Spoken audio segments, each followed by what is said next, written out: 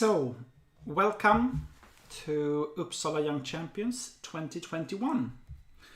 And today we have an interesting round because we have two Icelandic juniors that are in the lead and they play together today. But they have already made a draw. Well, not very surprising. Good friends, they're in the lead. Two Icelandic people, normal. Okay, so what we have to do is to try to check out the other interesting games. And for me, the main game will be between Edwin Trost and Ariane Gulami. And the reason for that is that Ariane Gulami is the only grandmaster in the field. He has got by far the highest rating, the only grandmaster, so he's the favorite to win the tournament. Edwin Trost is maybe the most promising young Swedish player, and of course it will be interesting for me that has been training him for many times in the different talent programs that Sweden have got, to see how he managed to face this test with a grandmaster like this. And I can tell you that I can see already now that this is a very interesting game. Because we take it from the very beginning. We have a Queen's Gambit, like this. C4, E6, Knight F3. But in this position, Black plays the little bit strange A6. During the last 20 years, the Black players have started to try to develop this system.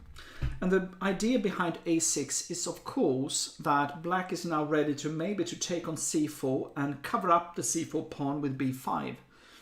So White needs now to make a choice. Either you move out the bishop on C1 to F4 or G5, or you play E3 and cover up the C4 pawn. And the question is, are you ready to sacrifice your C4 pawn? Of course, White can take on D5, but you do not really want to release the tension of the center like that so early. And not the least, the bishop on C8 can easily come out to F5 or G4. Instead, Edwin plays the very interesting move C5. This is a very challenging move because in a way it takes a lot of space. It is, A6 is not so good when you have played C5, because what Black wants to do if you want to challenge C5 is to play B6. But the negative side of this one is, of course, that you release the tension of the center. The C4 pawn was always ready to go for D5, to take on D5, and it's a bit more challenging than putting the pawn on C5.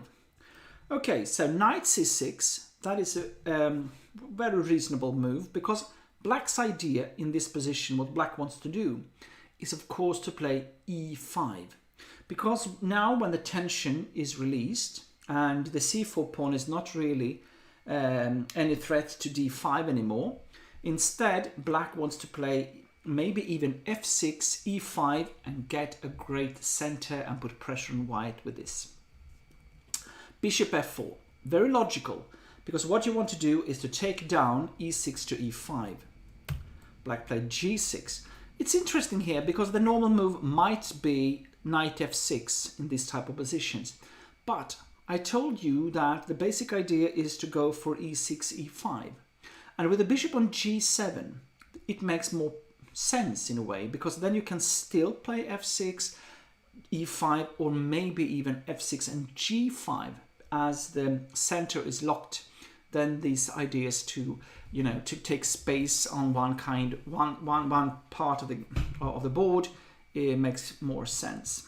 So okay, Knight C3, Bishop G7, E3, logical moves, and now Knight E7. And this is interesting because like all of you that have played the Queen's Gambit before, you know that normally you always put your knight on F6. But in this position, like I said, F6, E5 or G5 is the basic ideas for Black to challenge this C4 to C5. And with that, the knight is better on E7. Interestingly enough, Whites have got some interesting ideas that I would have liked to see maybe in this position, because in this position white played bishop e2, but I would have liked to see maybe h4 or maybe bishop d3 and h4, because with a knight on e7 it's hard to stop h4 to h5, and it's much more dangerous to play f6 if the pawn is already on h5. Okay, bishop e2, castling, and f6. And now it's really important that white has got a good idea and a good strategy against g5, both g5 and e5. I will see what Edwin was playing. This is a very compromising move. I'm not sure about that move. Probably in this position I would have chosen to play maybe h4 or maybe even h3 to go back to h2 with the bishop as e5 come. And then it's still, it's a bit dodgy for black to go for this kind of e5, as the d5 pawn might be very weak, or the e5, and it's not completely clear how black would continue to play if this was the move order. So okay, e4 came, and the challenging thing with this is of course that after take on e4, knight take e4, suddenly you can see that black has got a very nice d5 square for the knight on e7. I guess he played g5 first, bishop d2, g4, hunting the knight, and well, even this was interesting, yes. This was very compromising. In this position, I'm a bit surprised of bishop d2, because I think bishop e3 to cover up the d4 pawn seems to be more logical, but on the other hand, these pawns on g5, f6 can move on to g4, f5, and so on. And even though it looks a bit strange, might be very dangerous. Here we are moving into an area, a part of the game where you really have to calculate well. Okay, bishop d2, g4, knight e1. And now you can see that the d4 pawn is hanging, and black took it with the queen. So black has already won a pawn. White has lost a pawn. On the other hand, we all know that it's very dangerous to go for pawns before you have developed all your pieces. And in this position, black has got one problem. It's the a8 rook and the c8 bishop. And if white now can be very quick in bringing out the pieces, putting pressure on black, it can be a problem. Also because the g4 pawn is weak, but also because, it's not clear how black should react moving the pawns on the king side. Because f5, you have a strange position with the bishop on c8, and the e6 pawn might be weak. e5 also looks strange, because then you have a big hold on f5 and the pawn on g4. This is what happened. Knight to c3. Okay, the pawn on g4 is hanging. So f5 came, knight d3, interesting. Because, for me, it looks very strange what white is doing. But on the other hand, if black does not keep alert, it might be that white's attack, if you can call it like that, might just break through, because, black has not developed his pieces. Queen f6. Knight f4, yeah, knight f4, that looks good, because now you're threatening to play knight to h5. And always when you play chess, you ask yourself, what kind of pieces do I want to swap off? And in this position, no doubt, if the bishop on g7 is swapped off, white will most probably have a good compensation for the pawns. So this looks a little bit dangerous now for black. Black needs to take care. Black played well. Queen f7 looks good, because now you cover up the knight to h5 idea, but also what you might threaten is to play e5 and get away the knight on f4. Rook e1, yes, logical move. What white wants to do is to put pressure on black, and in this position bishop c4 might be a very, very strong move, because the weakness in the black position is the pawn on e6. So e5, yes, black is challenging white for sure. No doubt, I would be a little scary on that move. I cannot say exactly what I would have played. Maybe I thought about knight g6, just to try to swap off pieces, preparing for bishop d7 and rook e8. Probably that is what I would have been playing, bishop to g6. But okay, e5 came, and now, interesting move, queen a4. Because now if black takes on f4, bishop c4 will come, and the queen on f7 is lost. Because you cannot play bishop e6, because you have a rook on e1 and the bishop on c4, so it's not possible to cover up this position for black. But on the other hand, now it's very concrete play, and the question is what white should play. It played king h8, logical move to get out of this pin from c4, f7, king g8, and bishop c4. You can see here, this is so complicated, because now you can see that the white pieces has released. They are, really getting out to play, and you have possibilities to go to d5 with the knight, or e6, or h5 on the bishop and the knight on f4. The queen must move, and probably queen e8, I guess. Yes, that was played. And now you can even play knight to ed5, and the c7 pawn is really difficult, because if you play queen d8, rook d1, bishop g5, very dangerous for black.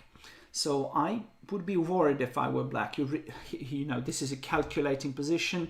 You need to take care of this kind of strategies and ideas on where to put your pieces and so on. Now you can take all these kind of ideas away. It's more about calculating.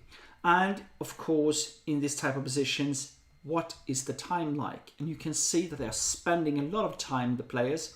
They have 17 minutes left for black, 26 for white.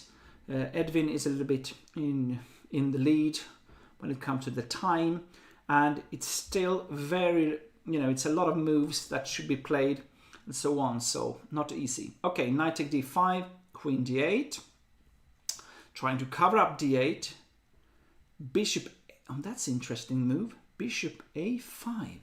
Okay, so the idea is to put pressure on the c7 pawn. That's the basic idea, and it's not easy to see how black should cover it up. He took, queen take, threatening to take on c7, bishop e6. Okay, so we have this type of position, I guess rook d1. Yes, and you can see, okay, black is a pawn up, but white has got very dangerous pressure on c7. And even though, black is a pawn up and so on, had got a pair of bishops, in this position, even knight to e3 might be dangerous. Because if you swap off the white bishops, the e5 pawn will be very weak, and you have pressure with the queen on a5. So, yeah, this is a tricky position. You need to spend a lot of time. Okay, black took on d5, and with opposite colored bishops, suddenly, this with an extra pawn is not so important. Activity is important in this type of positions, because probably, as you know, when you have different colored or opposite colored bishops, it's all about the attack normally, because the bishops cannot be 2 seconds.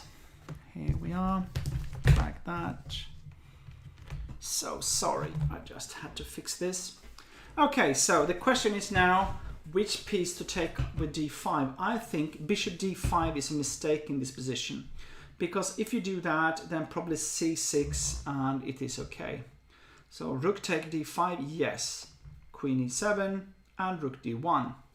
And again, now white has got compensation, because it's also this, if you try to swap off all the rooks and so on, you have c6, that is a little bit annoying, and the a6 pawn might be falling down, and then you have an a pawn for white that might be very dangerous when it comes to an ending.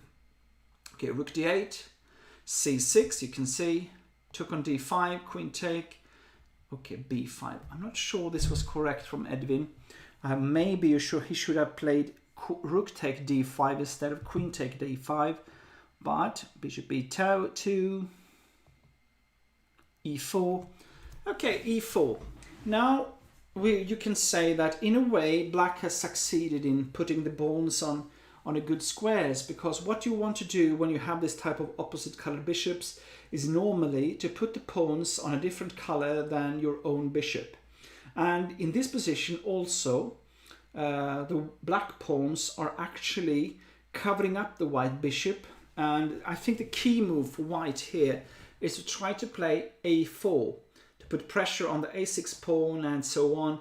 But on the other hand, you do not want to lose all your pawns. So maybe b3 in this position, we'll see. Now queen d7, okay, that's interesting.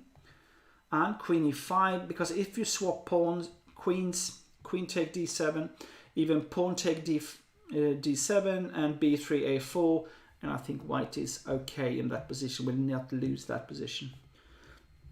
Queen e5, black is clearly going for a win.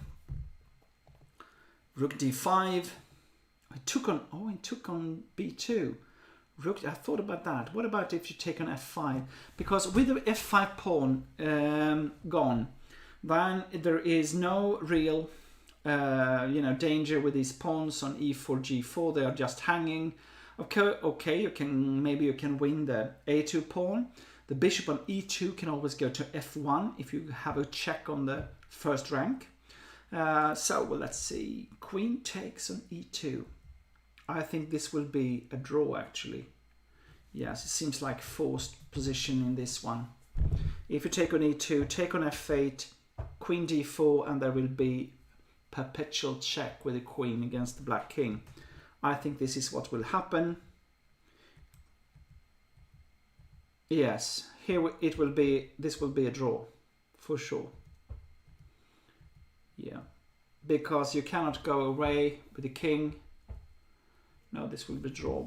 One possibility, if you play king e7, you have queen e5, king d8, and then you have queen f6. You cannot play bishop e7 because of queen h8, and there is a checkmate. So, okay, let's see.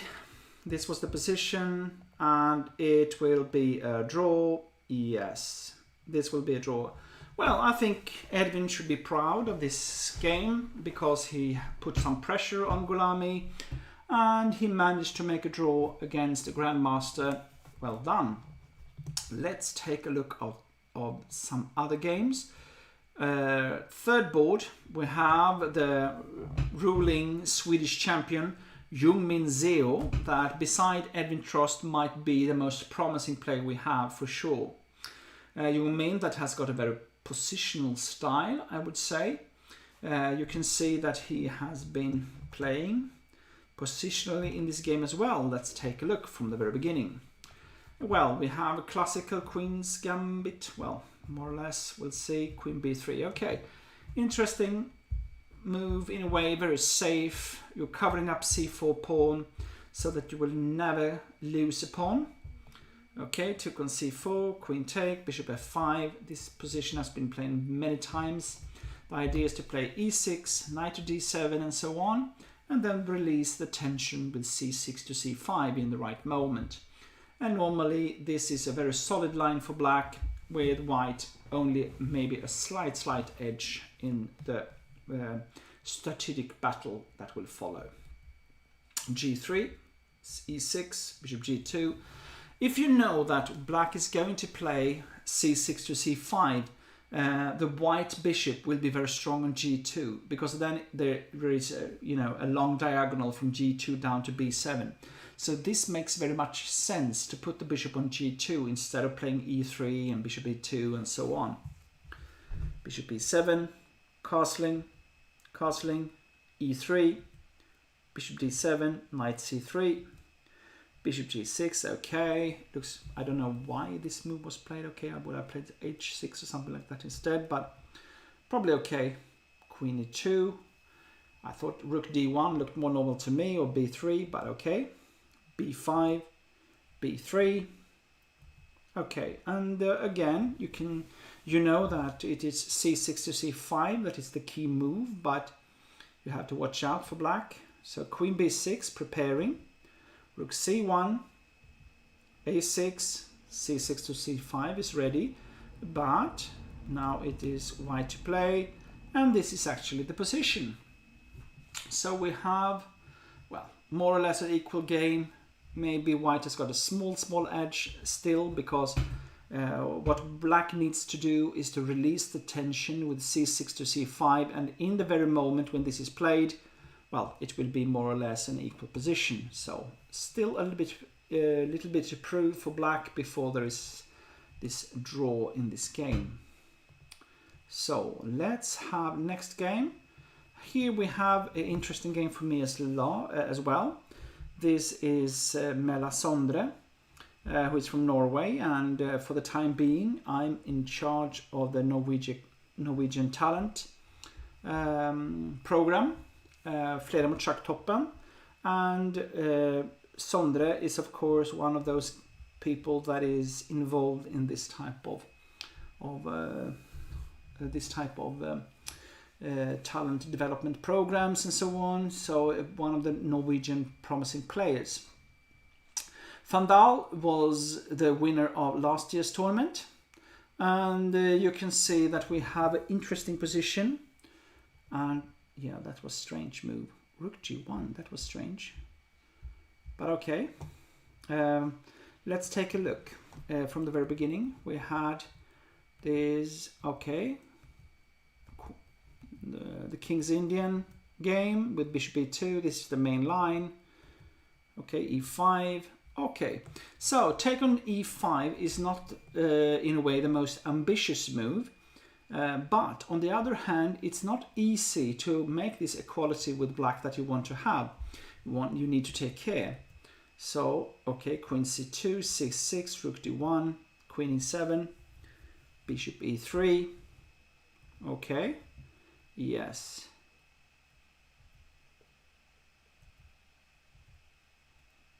I think that white is slightly better in this position, because there is some problems for black still how to develop the pieces.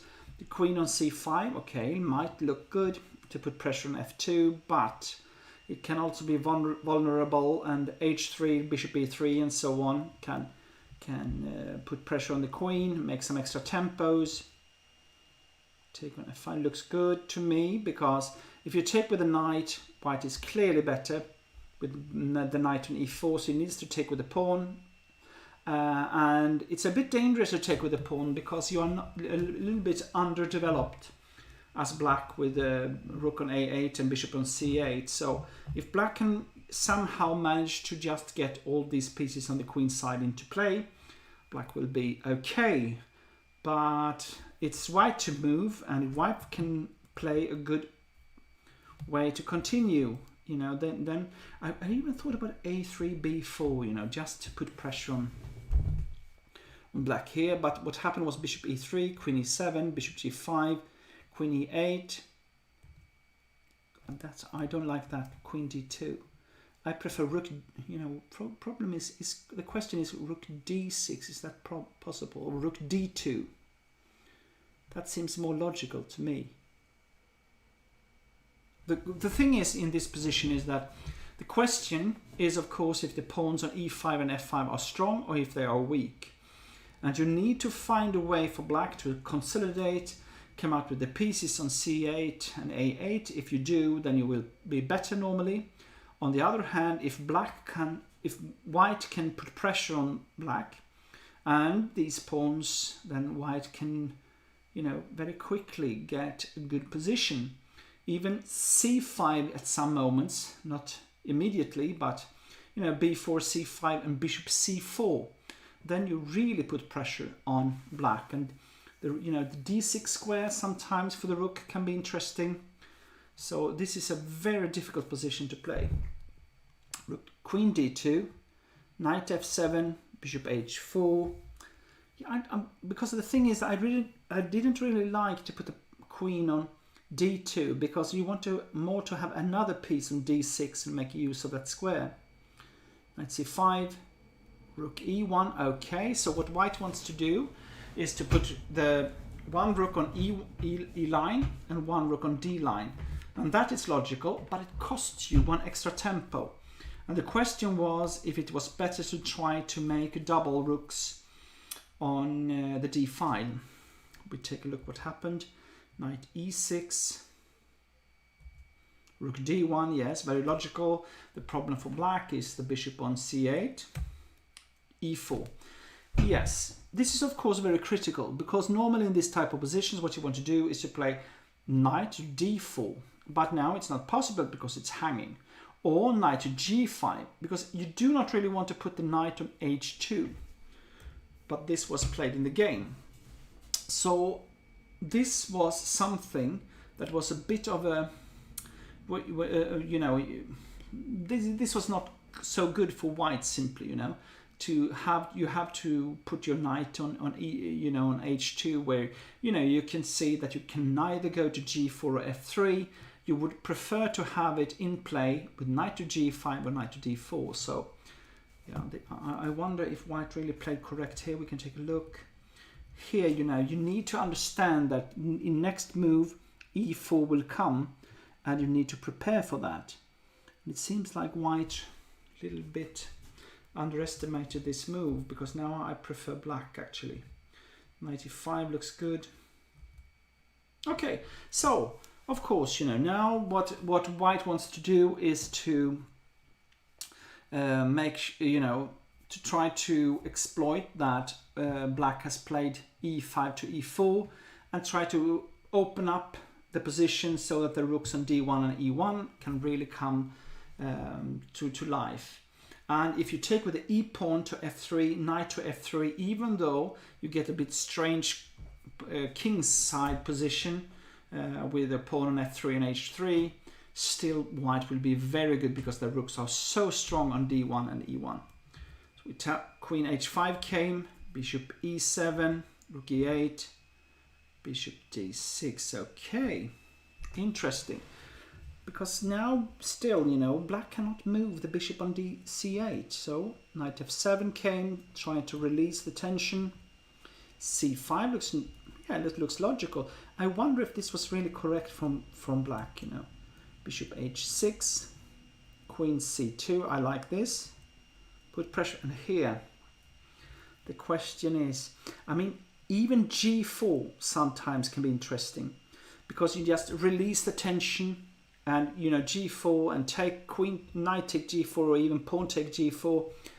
I think this might be a good position for white actually, but it's very much tension in the position, and if you make a small mistake you might fall down immediately. g4 came, queen to h4, take on f5. Now, oh yes, this is so interesting. What about knight g4? Looks normal to me, but queen g3. Oh yeah, what is happening? King h8. This looks dangerous for, somehow it looks dangerous for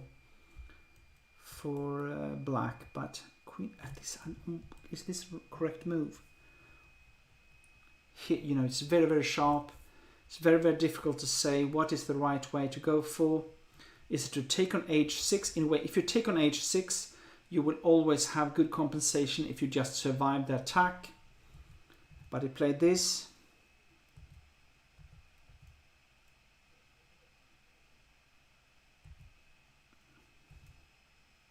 Somehow, I had a feeling that white, because I want to take this bishop. I even thought about, in this position, just 2 seconds here, we'll see. I want to check. 2 seconds. I just want to make sure that we have a good setup for this.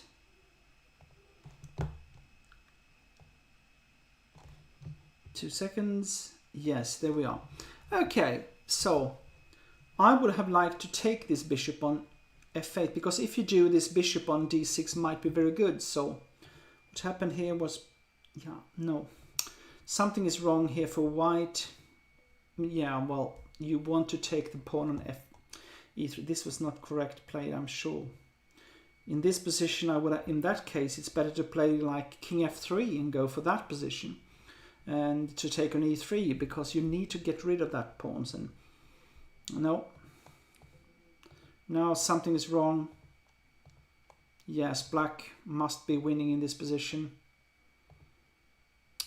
well, okay, so collapsed. It was a very good effort by Sandra Mella, but in the end, when it comes to the very difficult, challenging positions where the critical moments, sorry, but then Van Dahl took over. So Black won this game, even though I think it was in very long variations and in a very long time of moves. I think that White was absolutely fine, maybe even have an edge, because it felt like Black was on the verge of, getting bad positions because of these knights, rooks in the center and the pressure on Black. But in the end, it was okay for Black, and Black won. So let's go to Hampus Sørensen. And is this really still the position? Because very soon in this game, I think White was simply winning.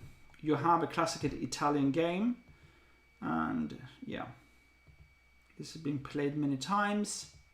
Bishop e6, okay, knight e2, a5. Okay, so we have a rather classical position where you have White is preparing for d4 at the proper moment. The bishop on c5, it will be good still after that. If you take on e6, f take e6, and even though you will have a double pawn on the e file, on the in line, Black will be okay, because you know that what you should do is to bring your pawns towards the center, then it's not so dangerous to get double pawns. So okay, a4 came, h6, normal move, queen e7, all looks normal, rook e1, and bishop a7, okay.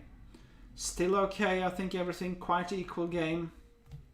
And of course, the question in this type of position is always, should you go for g5 or not?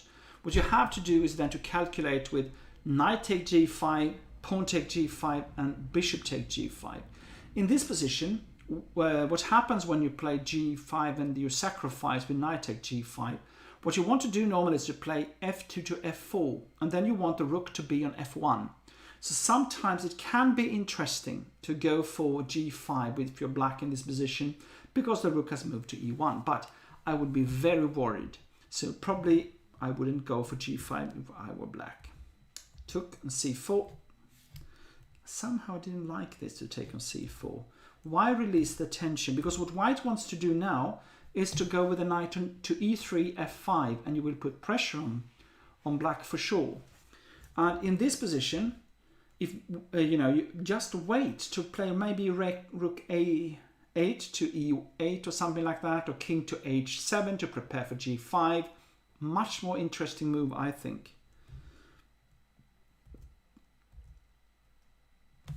Let's take a look what happened. So I'm a bit, I think that maybe to take on c4 was a mistake for Black. Rook d8, d4, yes.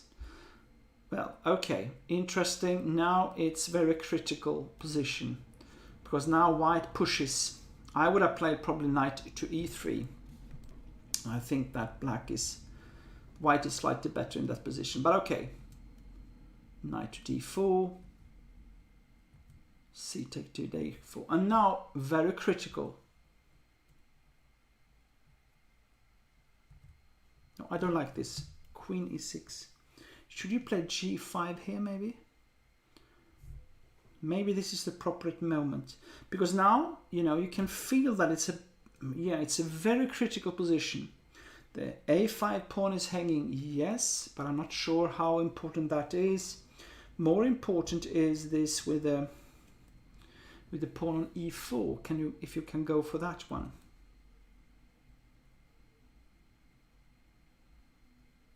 And then play d5 maybe. Yeah, this is very, very tricky position. If you can play g5, take on e4, f3, d5 or something like that, might be very dangerous for White actually. So probably that's the way to do it, because now it's very critical. After queen e6 that I do not like, yes, d5, very logical. I do not like this at all for black, because now he needs to go back. No, okay, this was a catastrophe, because now queen f3, g5, e5, very strong move. And take a look at the position, what has happened. You know, these pawns on e4, d4, that was a little bit shaky. Suddenly, it's really, really dangerous. The rooks come up with tempo. Okay, a little bit of a threat, but take on f6. Rook e1, very logical. Take on h4, but here, you know, I think white must be winning here, because you can feel that all the white pieces are going for an attack. You have a position where the rook is on e5, you can play g3, h4 or something like that. Okay, the bishop on a5, a7 is still, you know, in the game, threatening to go to f2 or d4. But yeah, no, I don't like this one. This was looks strange. I think g3 looks normal to me, but okay. Let's see what happened. Queen f3. Now play g3. And this is f6 still looks dangerous. Rook to e7, took on d5, c7.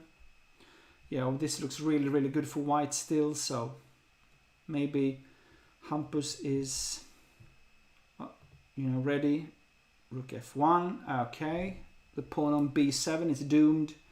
And with that, you know, and you can see all the white squares around the black king. I would be very worried if I were black.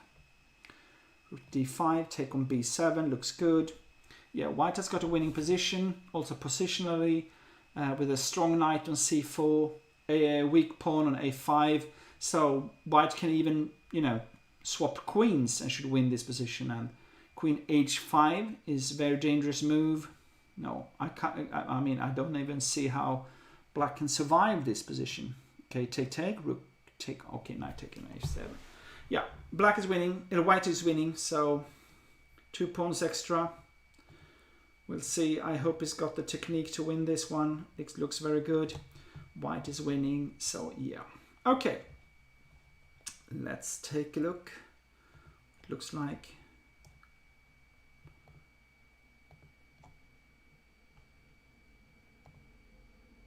no.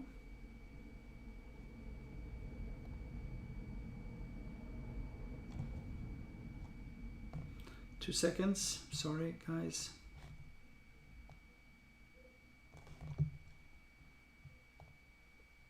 Okay, looks good. So, what more games do we have? We have, of course, Khan playing against Smolik. Khan Kukushari is also one of the more prominent and talented Swedish players. He has been in the top for Swedish chess for several years now, and we have waiting for him to take the next jump into becoming an international master and moving on and so on, because he is devoted to chess and, you know, hardworking and so on. In this position, I can see already that he's a bit better. Let's make a quick way through. We have a Queen's Gambit Catalan. Okay. So, okay. We have a position, normal position. Again, Queen to b3. We saw that earlier on. White does not want black to be able to take on c4 and cover it up. And, yeah. White has got a little bit about space advantage. Black, on the other hand, very solid position. If you take on e5, knight take e5, and so on, it's normally okay. So try to put pressure, but now swap off pieces. White is slightly better because, you know, advantage in developing. The knight, the bishop on c8 still not coming out. On the other hand, knight to b6 and so on is almost there. Then normally it's solved. So, okay. So we have this type of position. This is very common structure with an extra pawn for black on the queen side, an extra pawn for white on the king side. And of course, what you want to show with black is that you have a potential of making a free pawn on the queen side. On the other hand, what white wants to show is that this extra pawn on the queen side can be a weakness for black. So white has got two choices, either to go for b4, a4, b5 or a5 and put pressure on these extra pawn for black on the queen side, or you can start pushing e4, f4 and e5 and to make use of your extra pawn on the king's side. And yeah, we'll see what's happening. Queen e7. I think white has got a little bit simpler game still. Black still needs to prove that he can come out with his pieces and so on. Rook c1, okay. Yes, the queen is ready to go to a5 in this position, threatening on a7, and then if the pawn cannot be pushed because of the knight on b6 is hanging. Knight to d7, h3. Yeah, this is slightly better for white, and sometime, yeah, well, okay, you can either take the bishop and you will be a little bit better, or you can try to put pressure like this. You can see that the pawns are now on the white squares, and you have a bishop on g2 that is ready to go for these pawns. So b4, a4, b5 is quite normal to put pressure on the queen's side. And what black wants to do normally is to go for an attack on the white king, but you are far away from that. So I believe that, no doubt that it's a bit easier to play white in this position. Covering up b7, and now you have to watch out in this position as black, because even here sometimes you can sacrifice with bishop takes c6, pawn take, knight take, and take on b8, and you will have a position where you have rook and two pawns against a knight and a bishop. What's so dangerous with that is that now h3 is not a good move, because you have weaknesses on the king's side that black will try to exploit. And if you lose a pawn on h3, then it's something very different from my suggestion on taking on c6 and get two pawns and a rook for two pieces. So instead, Khan played very solid, take on e6, and this position is a little bit better for white, for sure. Yes, rook d2, very simple play. What white wants to do is a3, rook d1, and you have a slightly better position. So black is trying to get some kind of counterplay. And yes, okay. I wonder if the best move was not to take on d6 in this position, because I don't like this move, because the pawn on b7 is very weak. It looks a bit strange. That was an interesting move. Rook d4. Okay, the point is of course that you cannot take c-take d4 because the queen is hanging on b4. And now you can see that also you have now as white the long diagonal g2 to b7. And this is very dangerous. So I would be worried here with black. I think that Khan is close to getting a real advantage in this position. Queen to b5. No, I don't like this move. Why bishop f1? Why not rook c2? A rook to c4, for example. You have put pressure on the pawn on c5. This looks strange. Okay. Queen a5. Rook a4. I don't understand the last moves of Khan, actually. Because now I think that, with the bishop on g2 and the rook on d4 and so on, slightly, that was a better position for white. Still, I think that white is slightly better. What white wants to do is to put the rook on b6 maybe, bishop on g2, put pressure on b7, the long diagonal. The knight is now a bit awkward because there's no secure squares for the knight. Okay, slightly better for white. And it will be interesting to see what technique Khan has got and to see if he can make progress in this position. Let's take a look. Let's go back to this game, because is it a draw yet? You said that this will be it will be a draw, okay? So we're happy with that. What about Jung Min? What has happened here? Somehow this game has stopped because not much has happened. I'm sure other games are there, but okay. This is ended. Yeah, this is winning for white. You know, the very simple play. So he can give up in this position. Jakob Kusa. Hampus will win. Okay, let's move on to another game. We have William Ulson against Gustav Thorngren. Also two of the most prominent players. I would say that William Ulson has got the higher rating, as you can see. But Gustav is a very talented guy. You know, that is very dangerous, not the least. Huge talent. You can see here, it seems like he is slightly better. He has got, there is equal, but you can see the knight is very strong on e3. But let's start from the beginning very quickly.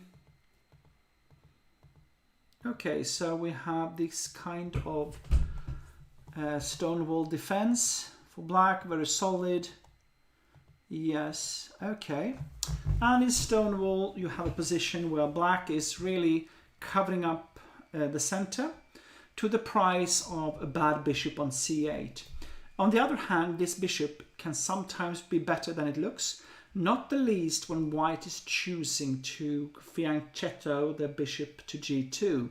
Because what you say in chess language is that this bishop is now threatening stones, because c6 d5 is very difficult for a bishop on g2 to attack. So sometimes the bishop, even though it is on the same squares, same colors as the pawns, the bishop on c8 can be good and even better than the colleague on g2. So interesting. Okay, normally what white wants to do is to put pieces on e5 and swap the black squared bishops and play with the bishop, as I said, on g2 against the one on colleague on c8. Okay, we take a look. Well, I wonder if this was the correct way to play for white. I do not really like this, but okay. This was strange. Why not take the pawn on c4 and play knight b6? Must be okay for black, I think. Okay. e4, basic. Yeah. Okay, again, now you can see what I spoke about. The bishop on c8 can be dangerous on a6, for example. Another route is to play bishop d7, e8 and h5 or g6. Normally, one problem with playing f3, e4 is that the bishop on g2 is now stuck on g2. As long as black do not take on e4, this bishop will be very badly placed on g2. So okay, took on b6, I take b6. Now black even have got an open a line. And I do not think that black has got any problems in this position. So rook e1, bishop d6, queen c2, rook f7. Yeah, I like this move. Rook f7 I like because not only do you make it possible to play rook to f7 to a7, but also one normal idea in this position that you always have to think about with black is to go for an attack on the king side with g5 or h5, and then it's very good to have your rook on f7 ready to go and contribute to the attack. Okay, now white wants to swap the bishops, of course. So black avoided that. Knight a3, okay. Bishop, oh, I like this. Bishop a6, because now the bishop is ready to either swap off on c4, d3. No doubt, black has succeeded in this opening. No problem for black here. So, take, and bishop to c4. Look at this nice knight on c4. I really like it. And Black is better in this position, I think, or maybe only slightly better. White has got an open e5, e line, so okay. But the bishop on g2 is not making anyone happy. So yes, I prefer black for sure. Okay, everything fine. b5 is a good move. You know, putting the pawn on the right square, and the a2 pawn will always be a weakness. Bishop f1, okay, 7, no doubt. White is fighting for his life. Yeah, this is the danger for white as well, because like I said, I like this rook on the 7th rank because it can move from a7 to f7 to put pressure on white depending on what white is doing. So yeah, this was a bit strange move to me, bishop g7, because why on g7? You know, you don't threatening anything on d4, so this looks strange. I would prefer to play something else. Maybe even bishop d6. Yeah, bishop d6, you have a better position, I think. Okay. That was strange again. I think that Gustav played a very good game so far, but it seems like he's not able to put pressure in this position. Is it possible to play rook a3 here? Or is it rook e1 that is dangerous then? Maybe. I even thought about g5 here. Because I like g5, because then the bishop needs to understand where to go. You know, this g5, I like this move. I think black is better off that move, because then the bishop on h3 is not in the best. Queen b6, rook d1, rook f8, rook f1, c5. Okay, so what black is doing now is that black is trying to exploit the center for white, you know, and the pawn on c3 is weak. You have heavy pressure on the f file. Yeah, black is still better, but the problem is that suddenly the bishop on g2 would come to life when you play c6 to c5, because before that the bishop was completely dead with the c6 pawn and the d5 pawns. You have nothing to do with the bishop, so I don't really like this idea if it's not winning, if you say like that. So black better have been calculating very well here. So okay, take on d4, queen b. Can you take on d4, e5, and then play queen b6? What about this? Isn't that good? Take, check, king g2. What about this? Yeah, this is better for black still. Okay, let's go back. Okay, c take, e take, queen b6, king g2, took on e5, d4. Okay, yeah, black is better. Great knight, check, and queen e6. Okay, so we are moving towards an endgame.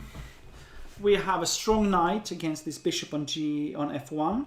One problem for black is that the bishop on f1 is actually now active. If you compare that, when you had the structure with c65, now the bishop on f1 is threatening against b5, and if white can just, you know, coordinate the pieces, white might even be better. So, but the knight on e3 and the queen on e6 are strong attackers, and there is this rule that a queen and a knight are best friends, and for sure white has to be very cautious, because there might be a very dangerous attack with the knight and the queen. Bishop e2, was that correct? I wonder. Okay, now it's trying to get some kind of attack on the black king. That was, I like these moves. Queen d5, threatening mate on g2, covering up on d8. I wonder if William Ulson had seen this. Now it's, you know, really problematic for... That was not a good sequence for white. I think he missed queen d5, because that was a good move. Now, no doubt, black. I think black is winning in this position if you just play safe here. So, okay, that was because self. In this type of position, let's see here. This is not so easy to win if white is playing cautious, but black now had a good sequence in the game, and no doubt this was a strong move. Queen d5 and so on. So let's go back to I want to see this game. Oh, it was a draw. That's nice. Well done, Edwin. Now, Young Min, what is happening here? There is not much happening. I guess that either it has become a draw in this position, or you have moves missing. We take this position. Okay, he won. Yes, we know that. I'm sorry. Hampus is winning. Yes, that's done. Let's go here. We have Khan. What is happening here? Yes, white is still slightly better. You can see the bishop is better than the knight because it's play on two different sides of the board. A4 and so on. Yeah, I prefer white for sure. But it will not be so easy to win. White really needs to show good technique. So, okay, in this position, most likely rook to d6, I think. Now rook d1 came. Yeah, not easy to win, but white is better. Okay, and we have interesting position. Is this really the game? Okay, okay. We take it from here. Oh my god, this is a very, very strange position. Let's calculate. We have 1 pawn extra for white. We have the pawn on a7, of course, very close to being promoting. Knight c7 just, will win this pawn, this rook maybe, if it's covered up, the a7 pawn. Black has got a very nice center and an attack, possible attack on the white king. But for the time being, I cannot see this really dangerous attack for black. So, rook 8. Was this correct? I would have played. The first move that came to mind was e4 in this position to try to push the pawns and and so on. But okay, rook h5. The idea is to go for the h2 pawn. I don't know what's happening here. Okay. Of course, in this position, if you take on d5 with the queen, like this, probably you can even go for this, Can you do that? Probably not. Okay, so we go for this. If you take here.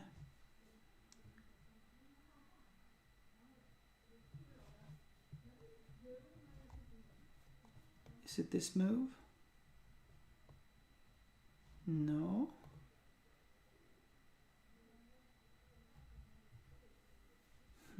Strange. It seems to be so dangerous for white. Maybe there is a win here.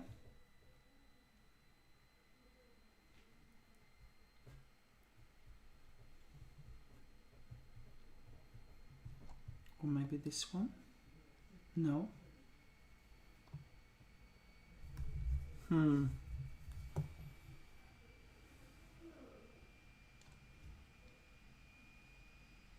Can you go for this? No, AH8. Oh, this is crazy. Okay.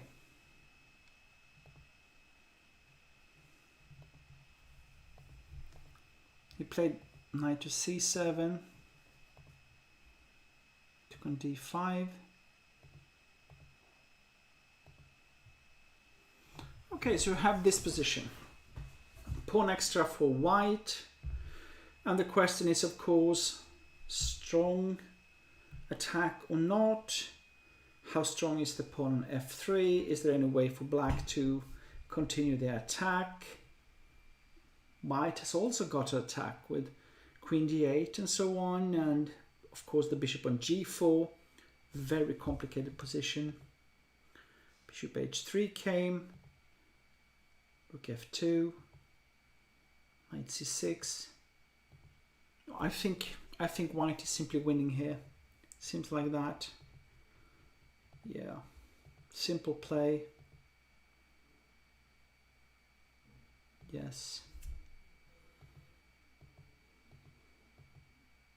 Okay, white is winning because the g2 pawn is not strong. It will be lost. The c6 knight is also on the verge of being lost. b6, yeah, well, this is winning position for white. Well played by Victoria Radeva, I think. Very good. Okay, we have one interesting game too. Hugo Wernberg against Milton Pansar. Milton Pansar is for sure one of the most promising young Swedish players, international master. But Hugo I also like a lot because he is also he's a bit younger than Milton and very, very promising. You know, a very tough guy. I like his approach to chess and so on. Trying to play main lines, trying to be, play good games, simply not playing for tricks, but actually to understand positions. And I saw the beginning of this game. He was playing very well. I think, a solid strategic game we have here. Should know that Milton is a very positional player, very strong positional player, I must say. But Hugo also understands this. And he has got a sharpness when it comes to tactical positions that, he's simply very all-round. I like that with Hugo. a6, bishop d6, castling, normal position. I think that, not much to be said. Yeah, h5. Okay, this is interesting because this is a bit of compromising move, h5, because what black wants to do is to either go for knight to g4 or sometimes even 8-4. But the problem with this move is that it also makes some weaknesses sometimes on g6 and so on. So it's a bit, dangerous move in that sense. Bishop g2, knight d2, h4. So here it comes, the hairy pawn. Well, that was a nice move. Knight to c4.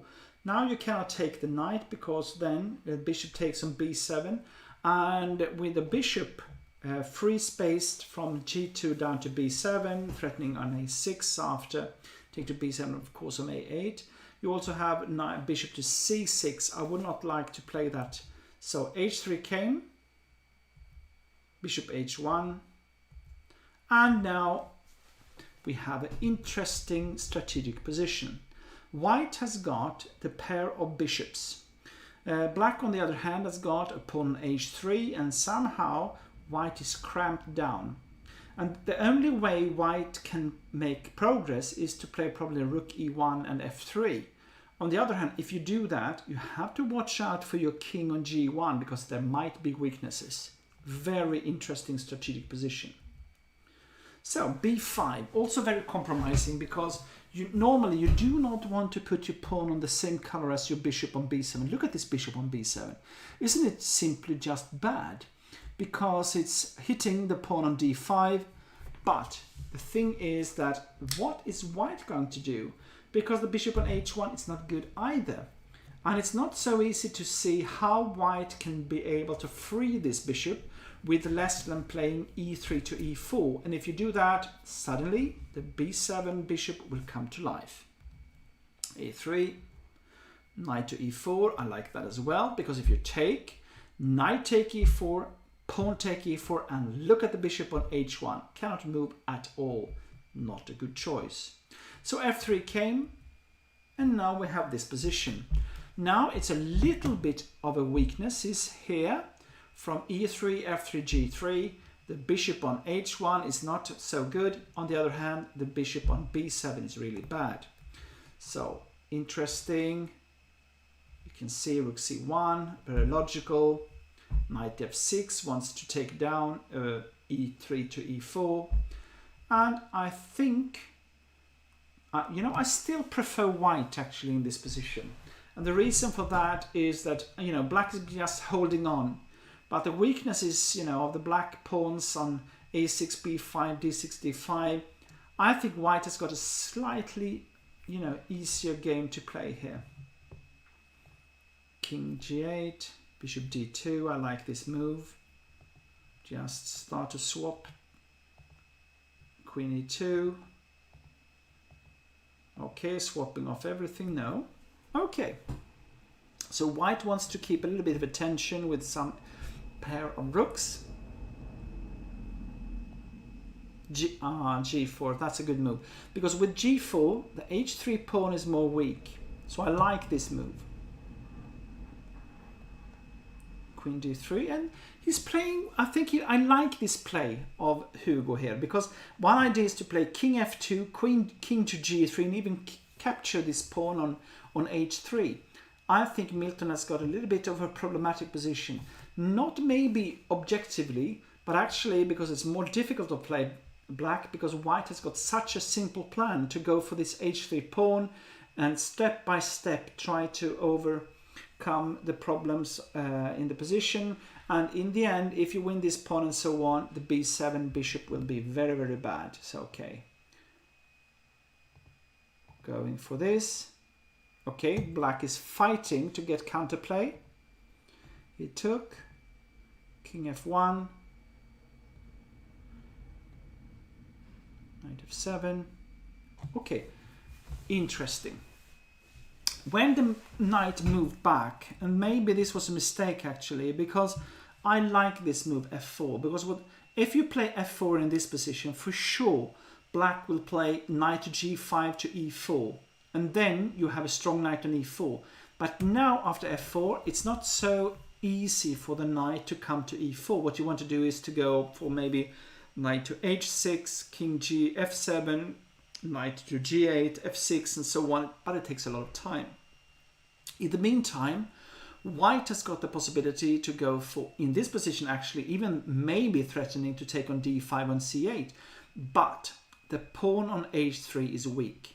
Queen to f2, queen g3, and so on. Watch out for black. I prefer white. What happened here? Did he lose this bishop in one move? This is crazy. Did he play, I can't believe this, queen e7? But now it's simply game over. Now you can give up.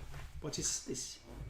So strange. I think it's still, it was a difficult position for Milton, but I mean, to lose your piece in one move, very, very strange. Okay, probably a lack of time, time scramble and so on. Let's see what more games we have. Yeah. Okay, I think Hugo made a good game. So, we have Ludwig Carlson against Matthias Uniland. It was a draw. You can see we have a position with two black rooks and a bishop against the queen and the rook. In this position, no doubt, I think that it's easier to play black actually. But on the other hand, you have to watch out, because if you're pushing your luck too much, white might have an attack on the black king. But you know, there's only black, I think, that can play for a win in this position. So well done by Matthias Uniland, I would say. Let's see, what have we got here? What more? Okay, Jung Min has suddenly, we can see that he has won this. Okay, what happened? Let's go on. Just move on a bit, because this was a bit stopped. Okay, Okay, this is interesting. Here we have a typical position where we have the pair of bishops for white. That is normally good for white. On the other hand, what has happened is that white has had to go for a double pawn on the e5 or e line, and that makes it possible for black to play this position. I think it's rather equal, but if the pair of bishops are getting strong, and you know, it might be very difficult for black to play this position. Queen a5. You can see the attack on the black king can be dangerous with queen d3, g6, and then just go for an attack. And this is probably what you'd have to do, because black has got an extra pawn on the queen side. So white probably needs to play h4, h5, and go for a queen d3 attack. Yes, h4, good move. Yeah, you can see here, if you play a g6, h5, it's easier to play white. e4.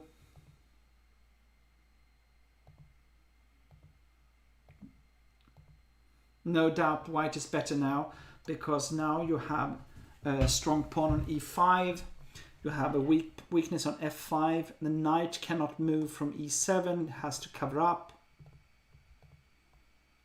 Yeah, well, now, no doubt, white is clearly better. Will probably already winning, I believe, actually. Look at this. Yes. Young Min is playing well here. You know, and you can see that black can hardly move. The c6 pawn is weak. The f5 pawn is weak. The knight on e7 cannot move. Step by step, Young Min is just building up an attack. Black can only wait.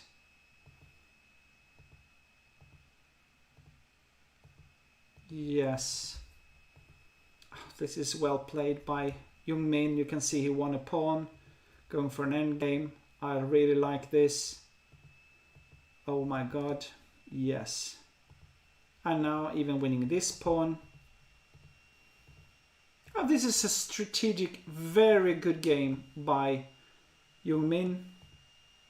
And here you cannot even take on d7, because then rook b7, and you win immediately by swapping off everything, and you have an extra pawn in the pawn endgame, and you will win.